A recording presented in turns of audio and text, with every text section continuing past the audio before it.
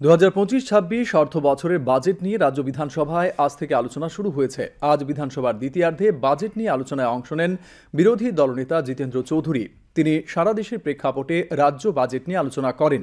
বিরোধী দলনেতা বলেন, সমস্ত ক্ষেত্রে পরিকাঠামো উন্নয়ন জরুরি। তিনি রেগার শ্রমদিবস বাড়ানো এবং টুয়েব প্রকল্পে অর্থ বরাদ্দ বৃদ্ধির দাবি জানিয়েছেন।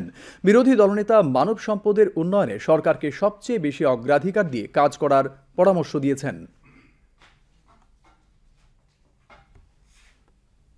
কেন এই যে সীমাবদ্ধতার মধ্যে আমাদের বাজেট যেরকমভাবে প্রস্তাব করা হয়েছে, এটা সেভাবে না হয়ে আরো বেশি যে জনমুখী, আরো বেশি ইনক্লুসিভ হওয়া উচিত, এ কথা বলা দরকার।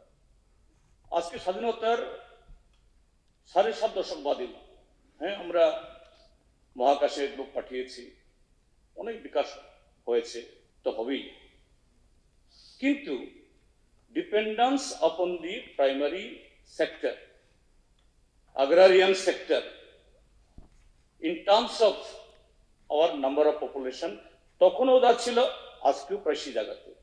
এর আগে যখন এমজিএন জায়গাতে বরাদ্দ হতো, এটা ছিল প্রোডাক্টিভ। এই যে 1000 কোটি টাকার মতো বেশি আসতো, এখন অনেক বছর বাদে এটা আরো বেশি হওয়ার কথা।